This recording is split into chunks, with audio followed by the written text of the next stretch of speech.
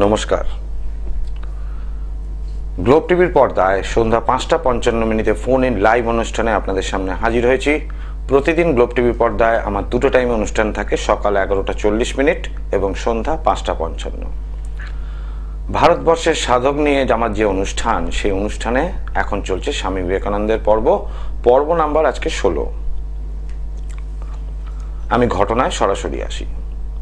নরেন তার দুই সঙ্গীকে নিয়ে বুদ্ধ গয়ায় গিয়ে কিছুদিন ধ্যান করেন। ওই পরিবেশে ধ্যান করে নরেনের দিব্য অনুভূতি লাভ হয়। তারপর ঠাকুরের কথা মনে করে আবার দক্ষিণেশ্বরে ফিরে আসেন। সমাধির গভীরে ডুব দেওয়ার জন্য নরেন এবার ব্যাকুল হয়ে উঠেছেন। নির্বিকল্প সমাধির জন্য বারবার ঠাকুরকে উত্ত্যক্ত করতে থাকেন নরেন। সমাধির তিনটে ভাগ হয়: সবিকল্প সমাধি, ভাব সমাধি আর নির্বিকল্প সমাধি। তো নরেন তখন ভাবসাগরে ভাব সমাধিতে অবধি পৌঁছেছিলেন, কিন্তু নির্বিকল্প সমাধিতে আসতে চাইছিলেন, তাই বারবার ঠাকুরকে উত্ত্যক্ত করতে থাকেন। পরমহংসদেব আশ্বাস দিলেন, ওরে, আমি ভালো হয়ে উঠলে তুই যা চাইবি তাই দেব। নরেন এবার সাহস দেখিয়ে বলে ওঠেন, আমার ইচ্ছে হয় সুখদেবের মতো একেবারে ৫-৬ দিন সমাধিতে ডুবে থাকি, তারপর শরীর রক্ষার জন্য খানিকটা নিচে নেমে এসে আবার সমাধিতে চলে যায়। অর্থাৎ যারা উচ্চকোটির সাধক হন, তারা তার দেহটিকে এক স্থানে রেখে অন্য স্থানে বিরাজ করেন। একে হঠযোগ বলা হয়, আগেও বলেছি। আবার সেই শরীরে তারা ফিরে এসে কিছুকাল শরীরে কাটিয়ে আবার তারা সমাধিস্থ হয়ে পড়েন। তখন শরীর থেকে আত্মার বিচ্ছিন্নতা ঘটে। সে যেখানে চাইছে সেখানে তার মন অর্থাৎ আত্মাকে নিয়ে ঘুরে বেড়াতে পারে। আত্মা মন আলাদা, তো আত্মাকে নিয়ে তারা ঘুরে বেড়াতে পারে।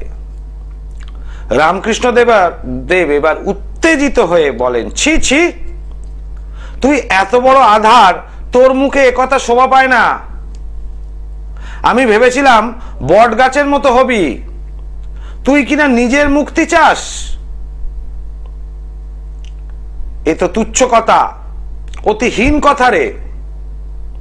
এই তিরস্কারের পর ঠাকুর নরেনের জন্য পুরস্কারেরও ব্যবস্থা করে রেখেছিলেন। নরেন এক রাত্রে কাশীপুরের এক কক্ষে আরেক বয়স্ক ভদ্রলোক গোপালদা নামক একজন ভদ্রলোককে নিয়ে ধ্যানমগ্ন হলেন। নিবিড় ধ্যানে আবিষ্ট হয়ে নরেন হঠাৎ চিৎকার করে, ও গোপালদা, গোপালদা, গোপালদা, এইভাবে বলে চিৎকার করতে থাকে। আমার শরীর কোথায় গেল? গোপালদা বারবার তার অঙ্গে করাঘাত করছে, কিন্তু দেহে চেতনার লক্ষণ নেই। ক্রমে আস্তে আস্তে অন্য গুরু ভক্তর গুরু ভাইরা তারা এসে সেখানে উপস্থিত হয়ে নরেনের শরীরে আঘাত করতে থাকে, কিন্তু নরেনের কোন রকম বাহ্যিক জ্ঞান আসে না। অর্থাৎ নরেন্দ্রনাথ তখন সেই ভাব সমাধি থেকে নির্বিকল্প সমাধিতে চলে গিয়েছে। অর্থাৎ দেহকে এক জায়গায় বসিয়ে রেখে আত্মাকে দেহ থেকে আলাদা করে দেওয়া। এবার সেই সিস্টেমে বেরিয়ে তো গেছে, এবার ঢোকার রাস্তা পাচ্ছে না। এই চক্রবিউর মতো, খুব সাবধান, গুরুর আদেশ ছাড়া এই কাজ করতে নেই। এইবার কি হবে? এই সংবাদটি শোনার পর ঠাকুর মন্তব্য করেন, বেশ হয়েছে, যেটা চাইছিল সেটা ঘটেছে, এবার একটুখানি শুধরবে।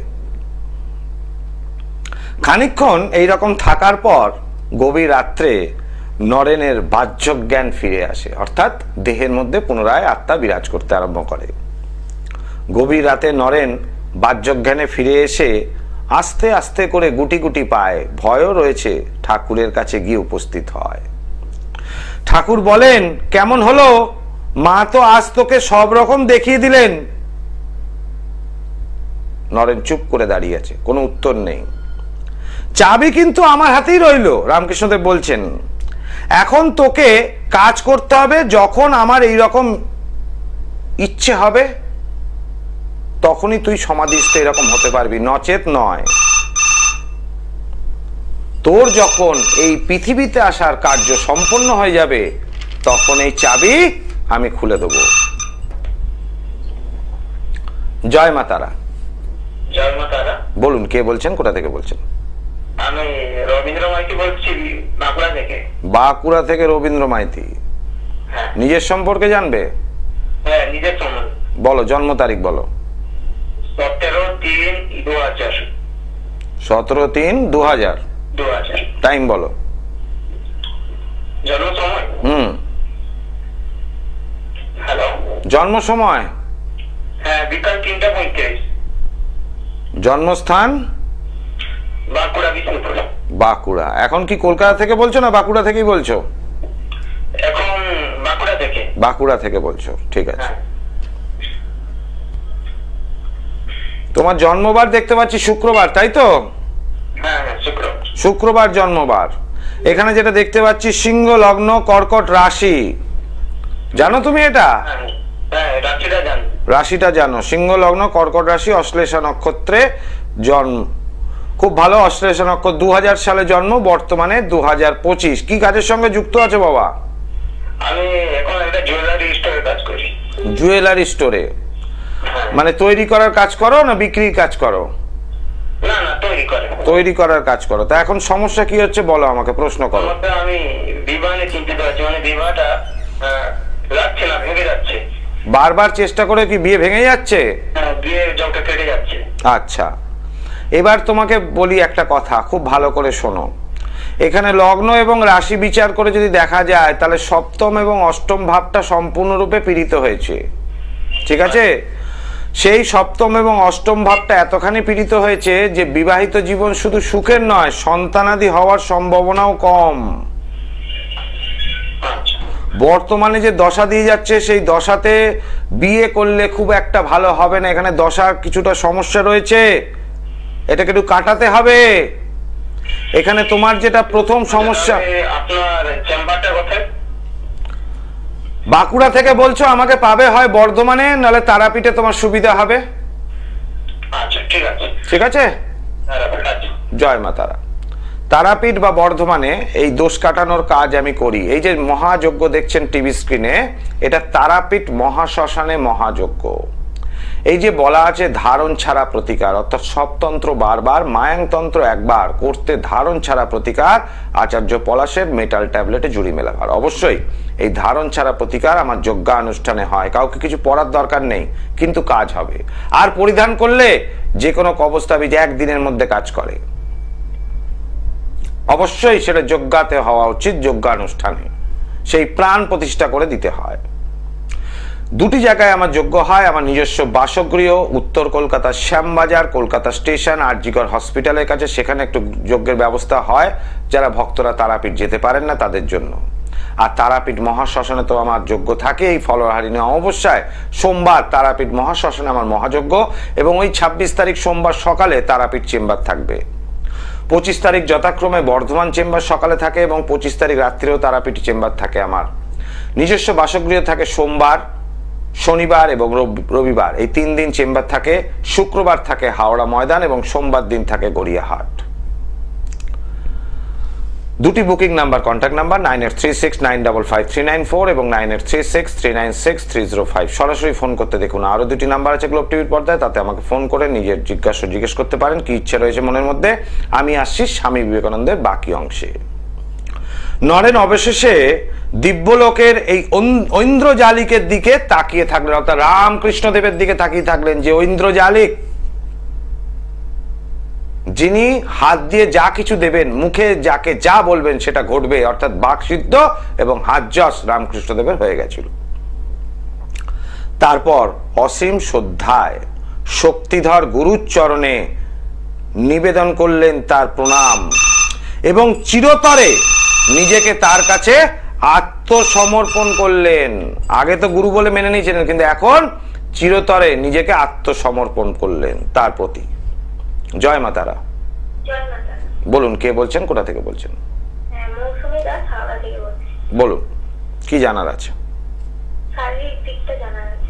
জন্ম তারিখ 19/12/2000। 19/12/2000। টাইম? রাত্রি 10:40। রাত্রি বললে? আচ্ছা। হ্যাঁ, রাত্রি 10:40। জন্মস্থান কোথায়? হাওড়া?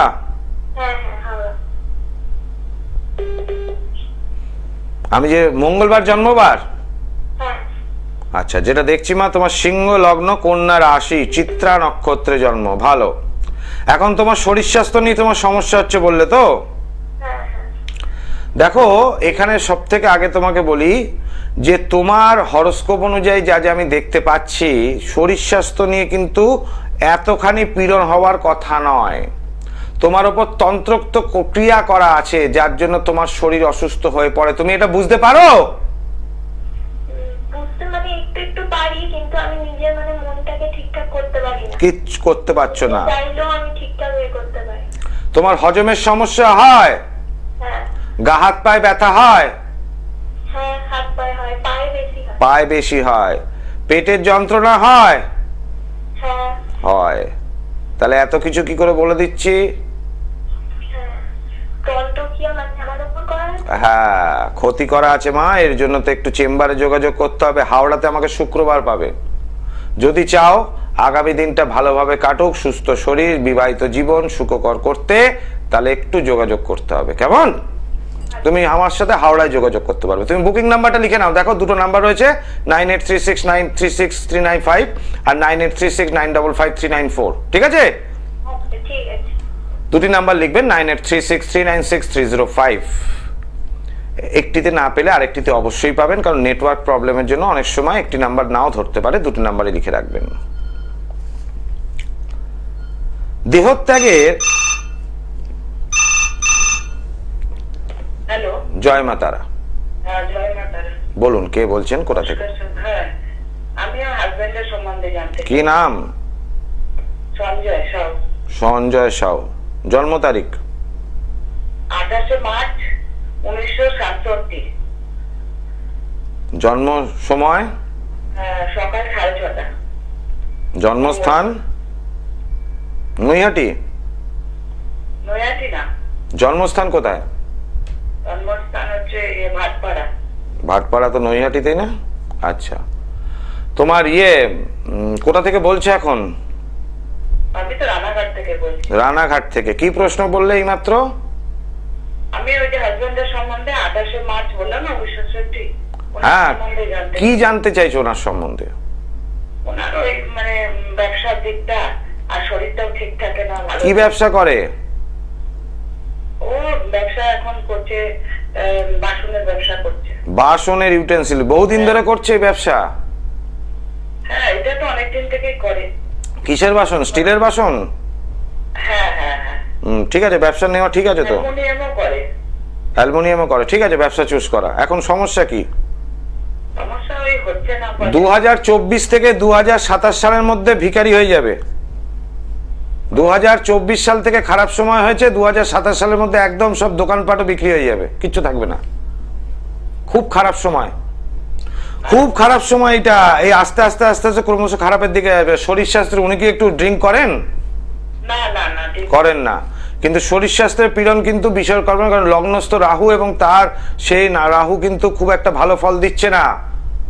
সেই রাহু একটু মাথা গরম মতো হয়ে যায় খুব তাড়াতাড়ি, কিন্তু সব জায়গায় ব্যালেন্স করে চলে। এমনি ভালো মনের মানুষ, কিন্তু সব জায়গায় ব্যালেন্স করে চলে। হ্যাঁ হ্যাঁ। বৃহস্পতিটা ভালো আছে, ওই জন্য একটু টিকে আছে মা। বৃহস্পতিটা ভালো আছে বলে টিকে আছে, নইলে স্বামীর এই অবস্থা 2027 অব্দি খুব খারাপ সময়। একটু প্রতিকারের দরকার আছে, কোনো ভালো জ্যোতিষকে দেখিয়ে নিও। কেমন?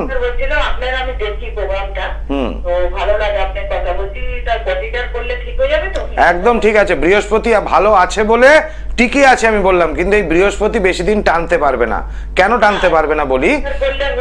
হ্যাঁ, প্রতিকার করলে 100% শরীর এবং ব্যবসা দুটোই ভালো হবে। সেরকম হলে তুমি মা আমার বাড়িতেও যোগাযোগ করতে পারো। আমার তো ওইদিকে কোনো চেম্বার নেই, যদি আমার কাছে আসতে চাও তাহলে আমার বাড়িতে আসতে হবে। কেমন? জয় মাতা। শ্যামবাজার, হ্যাঁ, কলকাতা স্টেশনের পাশে। জয় মাতা। আমি প্রত্যেকটা ব্যক্তিকে সহযোগিতা করি, যাদের যেরকম প্রয়োজন আছে নিশ্চয়ই সেইভাবে বলবো। কোনোদিনই খুব একটা বলি না যে আমার কাছে আসতে, খুব প্রয়োজন ছাড়া যারা আসতে চাইছেন আসতে পারেন, কিন্তু আমি ছাড়া বহু জ্যোতিষী আছে, যার যাকে পছন্দ তার কাছে সে যাবেন। তবে দূরের ব্যক্তিরা যারা, আমার বাড়িটা শিয়ালদা থেকে 4 কিলোমিটার, কোনো ট্রেন রুট সেরকম ভাবে নেই, শুধু প্রিন্সেপ ঘাট মাঝেরহাট লোকাল যদি ধরেন তাহলে কলকাতা স্টেশনে নামলে সেখান থেকে আমার বাড়ি 2 মিনিটের হাঁটা পথ। জয় মা তারা। জয় মা তারা, কে বলছেন? নমস্কার, কে বলছেন? আপনার নাম কি? বুঝলাম না মা, আরেকবার বলুন। সাথী পাল, আচ্ছা। জন্ম তারিখ বলুন। 1/8 আগস্ট 1 আগস্ট 1961। টাইমটা বলুন মা।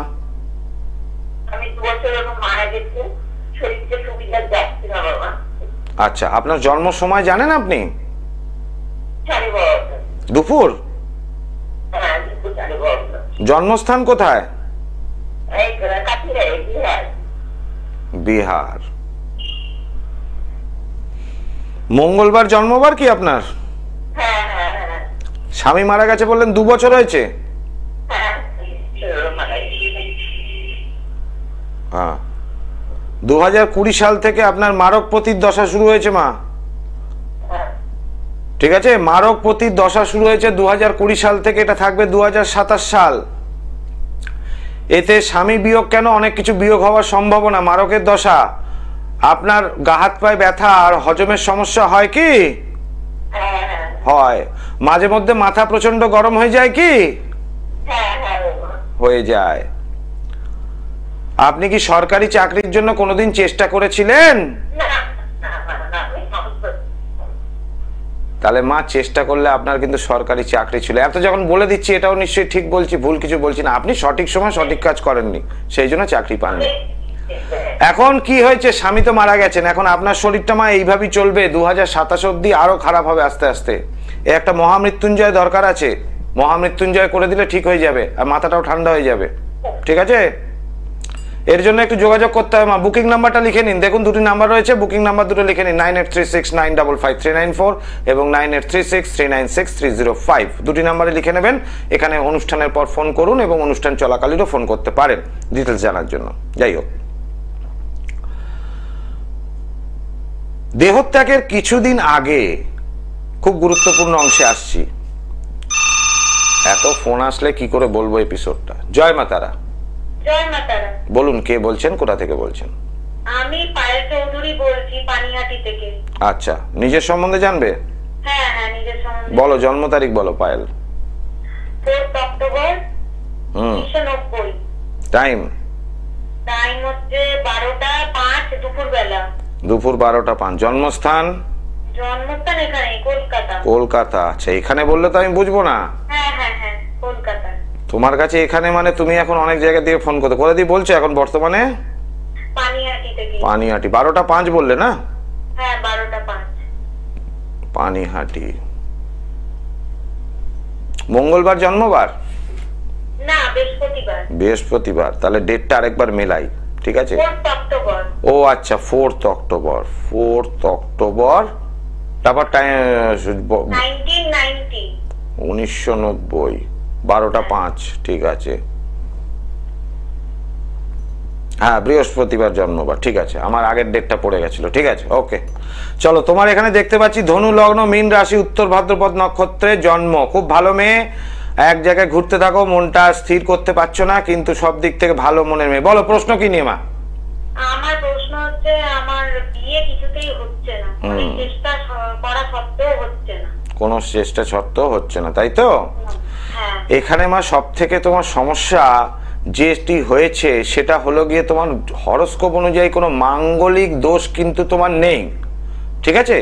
কিন্তু বলছেন এটা আমি এক জ্যোতিষী আমাকে দিয়ে করিয়েছে, তিনি আমাকে একটা কবরও দিয়েছে তার জন্য, কিন্তু তাতেও কোনো শুভ ফল লাভ হয়। তার মানে ঢপের চপের কাজ হয়েছে মা?